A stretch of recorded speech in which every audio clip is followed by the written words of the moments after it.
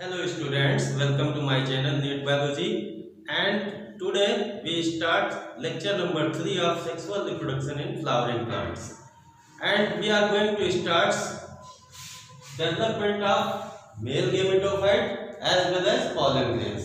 बेटा पिछले लेक्चर में हमने कहा था आपसे कि इस लेक्चर में हम शुरू करेंगे मेल गेमेटोफाइट का डेवलपमेंट और कुछ पॉलन ग्रेन से संबंधित कुछ मिसिंग पॉइंट्स हैं जो इंपॉर्टेंट हैं वो हम आपसे डिस्कस करेंगे। तो आइए हम शुरू करते हैं डेवलपमेंट ऑफ मेल गेमेटोफाइट। क्या होता है डेवलपमेंट, कैसे होता है मेल गेमेटोफाइट का डेवलपमेंट?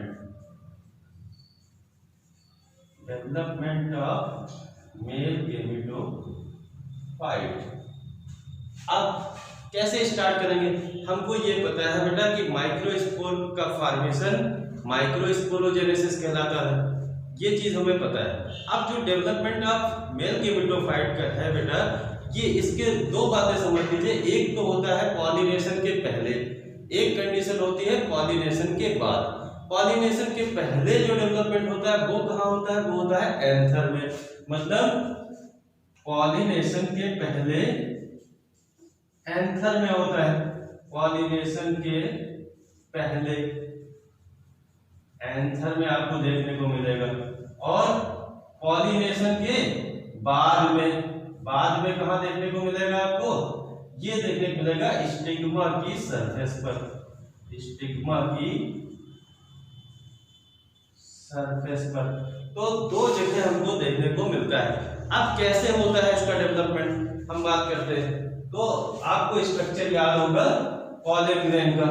पॉलन ग्रेन में हमने बताया था कि ये पॉलन ग्रेन में दो लेयर होती हैं। एक अंदर की लेयर होती है, इंटाइल कहते हैं इसको, और इसके बाहर की जो लेयर होती है उसको बेटा एक्साइल कहते हैं, जो डिसकंटिन्यूअस होती है। और डिसकंटिन्यूअस होती है, यहाँ पर ये पोर होते हैं जिसको हम बोलते हैं जर्म पोर कहते हैं। आउटर लेयर को एक्साइल कहते हैं, इनर लेयर को इंटाइल कहते हैं, और इसके अंदर क्या है बेटा? ये साइटोप्लाज्म है ना बेटा, ये हम पिछले लेक्चर में पढ़ चुके हैं। और इसका ये न्यूक्लियस होता है। तो ये हमने देखा था पॉलन ग्रेन का स्ट्रक्चर। अब क्या होता है कि पॉलन ग्रेन कहां से आया था, इसकी बात कर लेते हैं। पॉलन ग्रेन कहां से आया था? जब हमने बताया था कि microspore mother cell, microspore mother cell में होती है मियोसिस।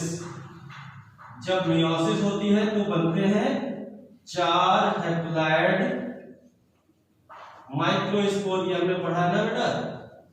और जो ये माइक्रोस्पोर टेट्राड कहलाते हैं। तो ये जो माइक्रोस्पोर बने, अब इस माइक्रोस्पोर से ये पॉलन ग्रेन बना। तो अब क्या हुआ? पॉलन ग्रेन के स्ट्रक्चर को हमने समझा। पॉलन ग्रेन में क्या होता है? अब इसमें होती है बेटा माइटोसिस। पॉलन ग्रेन में होगी माइटोसिस, और माइटोसिस 2 बार होती है। माइटोसिस जब पहली बार हुई तो पहली बार माइटोसिस हमें कहां देखने को मिलेगी? एंथर के अंदर। एंथर के अंदर हुई पॉलन ग्रेन में माइटोसिस, और ये जो पॉलन ग्रेन है अब इसमें 2 सेल बन जाती हैं, एक बड़ी सेल और एक ये छोटी सेल बन जाती है। जो स्मॉल साइज की सेल होती है इसको कहते हैं जनरेटिव सेल। क्या कहते हैं बेटा? Generative cell. और जो ये लार्ज साइज की सेल है बड़ी, इसको कहते हैं वेजिटेटिव सेल। वेजिटेटिव सेल कहते हैं। तो इस तरह से ये हुआ डिवीजन। माइटोसिस हुआ एंथर के अंदर और 2 सेल बन गई। जो छोटी सेल है वो जनरेटिव सेल कहलाती है और बड़ी सेल कहलाती है वेजिटेटिव सेल। वेजिटेटिव सेल को हम ट्यूब सेल भी कहते हैं, ट्यूब सेल भी कहते हैं। ये बड़ी इसलिए होती है क्योंकि इसके अंदर रिजर्व फूड मटेरियल होता है, रिजर्व फूड मटेरियल पाया जाता है।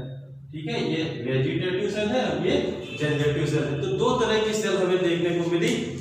लार्ज साइज की सेल को वेजिटेटिव सेल कहते हैं, इसके न्यूक्लियस को वेजिटेटिव न्यूक्लियस या ट्यूब न्यूक्लियस कहते हैं। जनरेटिव सेल जो होती है वो स्मॉल साइज की होती है। जनरेटिव सेल में बेटा सेल वॉल पाई जाती है, जबकि वेजिटेटिव सेल में सेल वॉल नहीं होती है। बड़ी इसलिए है क्योंकि रिजर्व फूड मटेरियल होता है, जनरेटिव सेल के पास रिजर्व फूड मटेरियल नहीं होता है। तो ये बातें हमें समझ में आई। और ये जनरेटिव सेल भी आगे चल करके मेल गैमेट का फॉर्मेशन करती है। अब क्या हुआ, ये सारी कंडीशन जो हुई ये बिफोर पॉलिनेशन है, पॉलिनेशन के पहले एंथर में हमें देखने को मिली। अब आफ्टर पॉलिनेशन क्या होता है, आफ्टर पॉलिनेशन होगा ये, इसको हम मिटा के समझते हैं। आफ्टर पॉलिनेशन क्या हुआ, ये पॉलन ग्रेन जो है बेटा, अब ये 2 सेल वाला स्टेज वाला पॉलन ग्रेन है जो स्टिग्मा की सरफेस पर पहुंचेगा। स्टिग्मा की सरफेस पर जैसे ये पहुंचा तो ये पॉलन ग्रेन है, और जैसे ही स्टिग्मा की सरफेस पे पहुंचता है तो स्टिग्मा क्या करता है, कुछ सुगरी फ्लूइड वो रिलीज करता है और इस पॉलन ग्रेन को देता है, जिसके कारण पॉलन ग्रेन में प्रेशर क्रिएट होता है और इसकी जो इंटाइन है ये प्रोट्रूड करके बाहर निकल आती है जर्मपोर के थ्रू ऐसे। तो इस तरह से ये कंडीशन देखने को मिली। ये इसके बाहर एक्साइन है और एक्साइन के जो जर्मपोर हमने बताया था उससे पॉलन ट्यूब बाहर की ओर निकल आती है। अब इसका जो वेजिटेटिव न्यूक्लियस है, ये वेजिटेटिव न्यूक्लियस है जिसको ट्यूब न्यूक्लियस कहते हैं, ये पॉलन ट्यूब में आ गया वेजिटेटिव न्यूक्लियस, और इसका जो जनरेटिव न्यूक्लियस है वो भी जो है पॉलन ट्यूब में आ गया, प्लस साइटोप्लाज्म जो है सब ये हो गया जनरेटिव न्यूक्लियस, जनरेटिव सेल का न्यूक्लियस। अब ये जो साइटोप्लाज्म है इसके अंदर का, ये भी सब कंटेंट साइटोप्लाज्म भी पॉलन ट्यूब के अंदर आने लगता है। तो इस तरह की कंडीशन ये हमें जो देखने को मिलती है ये स्टिग्मा पर देखने को मिलती है। बना लीजिए इसको। फिर क्या हुआ, अब इसी के बाद अब इसको हम अगर ऐसे देखें तो ये पॉलन ट्यूब है और ये इसका जनरेटिव सेल है। अब क्या होता है बेटा, जनरेटिव सेल यहाँ पर डिवाइड होती है, जनरेटिव सेल डिवाइड होकर के 2 मेल गैमेट का फॉर्मेशन कर देती है। ये हो गए 2 मेल गैमेट, 2 मेल गैमेट का फॉर्मेशन कर देती है, और ये इसका ये ट्यूब न्यूक्लियस है आगे, ठीक है, जो बाद में आगे चल करके डीजेनरेट भी हो जाता है। फिर क्या हुआ, ये इसका साइटोप्लाज्म, ये एक्साइन है। अब कहीं ऐसा ना हो कि पॉलन ट्यूब का जो मटेरियल है साइटोप्लाज्म है और ये जो मेल गैमेट है ये कहीं बैक फ्लो न कर जाए, इसलिए यहां पर एक कैलोज प्लग बन जाता है। पॉलन ट्यूब में कैलोज प्लग बन जाता है, कैलोज प्लग बन गया जो क्या करता है, इसके बैक फ्लो को रोकता है। Callose plug prevent back flow of cytoplasm, cytoplasm कहीं बैक न कर जाए, पीछे न चला जाए वापस, तो इसलिए जो यहाँ पर कैलोज प्लग का फॉर्मेशन हो गया। तो हमें ये समझ में आया कि जैसे ही पॉलन ग्रेन स्टिग्मा पर आता है, और ये पॉलन ट्यूब ये स्टिग्मा है, आप याद करिए, तो स्टिग्मा जो है ये स्टाइल है, स्टाइल के अंदर, और फिर ये ओवरी होती है, तो स्टाइल के अंदर ये पॉलन ट्यूब अंदर जाती रहती है। फिर क्या हुआ कि अब जो भी जैसे ही यहाँ पॉलन ग्रेन पहुंचता है, सुगरी फ्लूइड मिला इसको, इसमें प्रेशर क्रिएट हुआ, एंटाइन में प्रोट्रूड किया और जर्मपोर के थ्रू पॉलन ट्यूब का फॉर्मेशन हो गया। ये हो गया पॉलन ट्यूब। तो हमने बताया था आपको पिछले लेक्चर में कि जब तक कि पॉलन ट्यूब का फॉर्मेशन ना हो जाए मेल गैमेटोफाइट इसको नहीं कहते। तो अब पॉलन ट्यूब का फॉर्मेशन हो गया, इसका मतलब ये मेल गैमेटोफाइट है। इसके पहले की कंडीशन जो बताई थी वो पार्शियली डेवलप्ड मेल गैमेटोफाइट था। तो अब कहने का मतलब है ये जो पूरा का पूरा स्ट्रक्चर है बेटा, इसमें ये हो गई एक्साइन, ये हो गया एंटाइन, ये हो गया साइटोप्लाज्म, और ये 2 मेल गैमेट हो गए, ये वेजिटेटिव न्यूक्लियस हो गया। इस पूरे स्ट्रक्चर को हम बोलते हैं मेल गैमेटोफाइट। मेल गैमेटोफाइट इस पूरे स्ट्रक्चर को बोलते हैं। तो इस प्रकार हमने देखा कि कैसे मेल गैमेटोफाइट का डेवलपमेंट हुआ। अब एक चीज और, जो मेल गैमेटोफाइट का डेवलपमेंट हुआ, तो यहां पर जब ये 2 मेल गैमेट बने हैं तो ये भी माइटोसिस से बनते हैं। याद रखिएगा बेटा, ये माइटोसिस हुई दूसरी बार। तो पहली बार माइटोसिस हमें देखने को मिली एंथर के अंदर पहली बार माइटोसिस देखने को मिली हमें एंथर के अंदर, और दूसरी बार माइटोसिस हमें देखने को मिली स्टिग्मा की सरफेस पर। तो इस तरह से ये मेल गेमेटोफाइट का फॉर्मेशन हुआ। अब एक चीज और, पूरे के पूरे स्ट्रक्चर को ये हम मेल गेमेटोफाइट कहते हैं, मतलब 2 मेल गेमेट रहेंगे यहाँ पर। अब एक चीज, 2 मेल गेमेट रहेंगे, इसका मतलब फर्टिलाइजेशन भी 2 बार होगा, और ये एंजियोस्पर्म की प्रॉपर्टी है डबल फर्टिलाइजेशन। 2 मेल गेमेट होने के कारण डबल फर्टिलाइजेशन हमें देखने को मिलता है। इसको आप ड्रा कर लीजिए बेटा।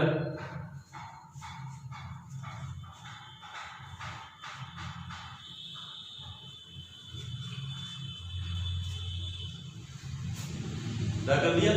अब एक चीज और, एक चीज एनसीईआरटी में मेंशन है कि in over 60% of angiosperm, 60% of angiosperm में क्या होता है, pollen grain are shed at this 2 cell stage.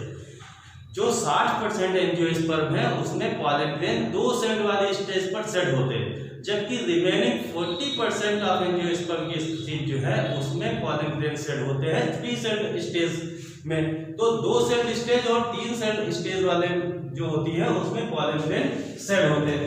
ऐसे हम इसको और ब्रीफली समझने की कोशिश करते हैं कि कैसे 2 सेल स्टेज और 3 सेल स्टेज वाली होती हैं। जैसे हमने बताया ये माइक्रोस्पोर मदर सेल, एक बार फटाफट रिकैप करते हैं। माइक्रोस्पोर मदर सेल, इसमें क्या हुई बेटा, इसमें हुई मियोसिस, मियोसिस से बने 4 हैप्लॉइड माइक्रोस्पोर, जिसको हम माइक्रोस्पोर टेट्राड बोलते हैं, ठीक है ना बेटा। अब ये एक माइक्रोस्पोर को हमने लिया, ठीक है, ये एक माइक्रोस्पोर है, माइक्रोस्पोर या इसको पॉलन ग्रेन कहा, एक पॉलन ग्रेन है। अब इसमें क्या हुआ बेटा, इसमें जैसे हुई माइटोसिस, ये पहली बार माइटोसिस हुई, माइटोसिस फर्स्ट जो एंथर में हुई। अब इससे क्या हुआ, 2 सेल वाली स्टेज बनी, 2 सेल स्टेज, जिसमें एक बनी स्मॉल जनरेटिव सेल और एक large vegetative cell, vegetative cell. ये 2 सेल हमें बनी, ये इसका न्यूक्लियस है, 2 सेल बन गई, इसको बोले हम 2 सेल स्टेज। पॉलन ग्रेन की 2 सेल स्टेज है, और ये देखने को मिलती है 60% एंजियोस्पर्म में, 60% एंजियोस्पर्म में 2 सेल वाली स्टेज में ही पॉलन ग्रेन सेट हो जाते हैं। इसको कहते हैं partially developed male gametophyte, partially developed male gametophyte. फिर क्या हुआ, अब इसके बाद इस जनरेटिव सेल में होती है माइटोसिस, जनरेटिव सेल में माइटोसिस हुई।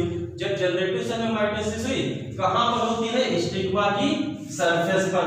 हम देखते हैं ये पॉलन ग्रेन में जनरेटिव सेल में माइटोसिस हुई, ये कहां पर होती है बेटा, स्टिग्मा की सरफेस पर होती है, स्टिग्मा की सरफेस पर होती है। और अब इसमें जो ये जनरेटिव सेल है, इसके अंदर माइटोसिस से 2 मेल गैमेट बन जाते हैं, ये 2 मेल गैमेट बन गए।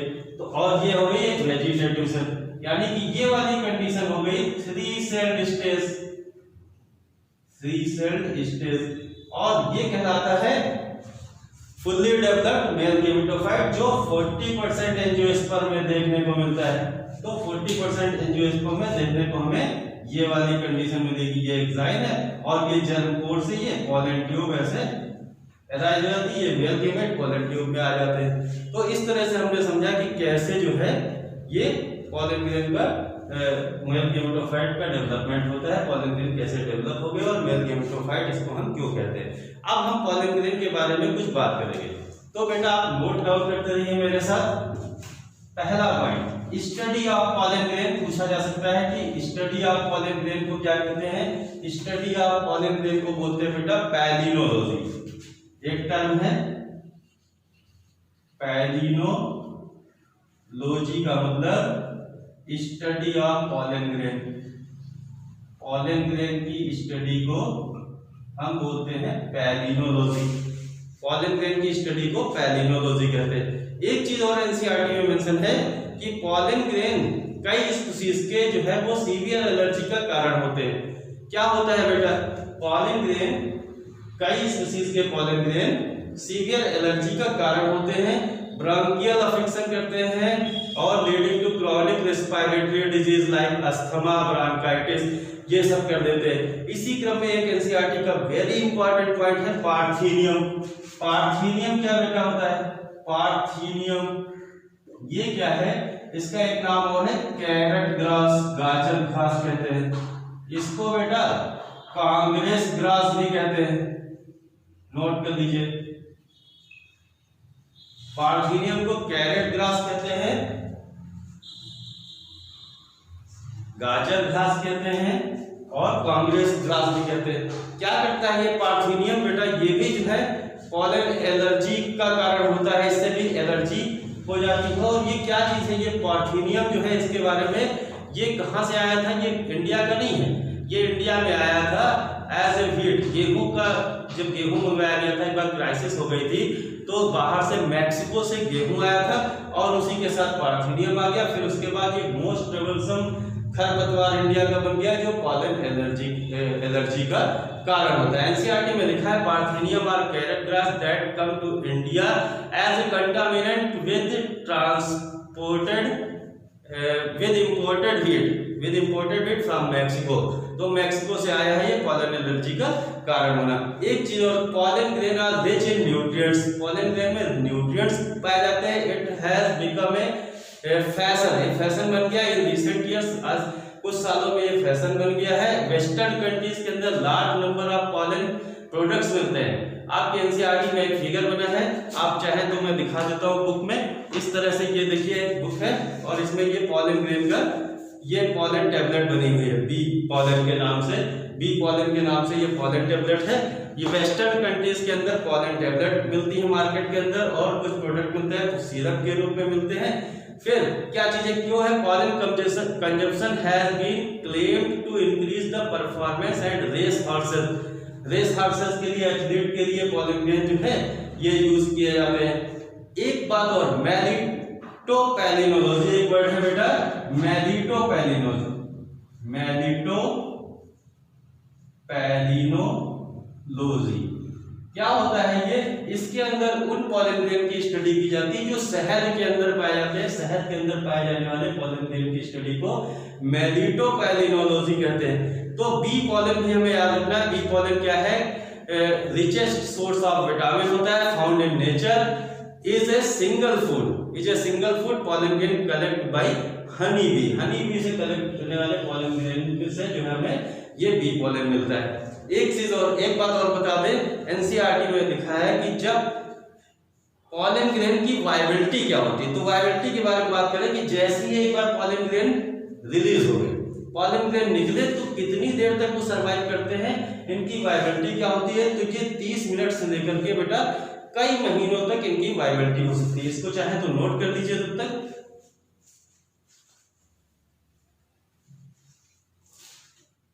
ठीक है ना, 30 मिनट से लेकर के कई महीनों तक पॉलन ग्रेन की वायबिलिटी हो सकती है।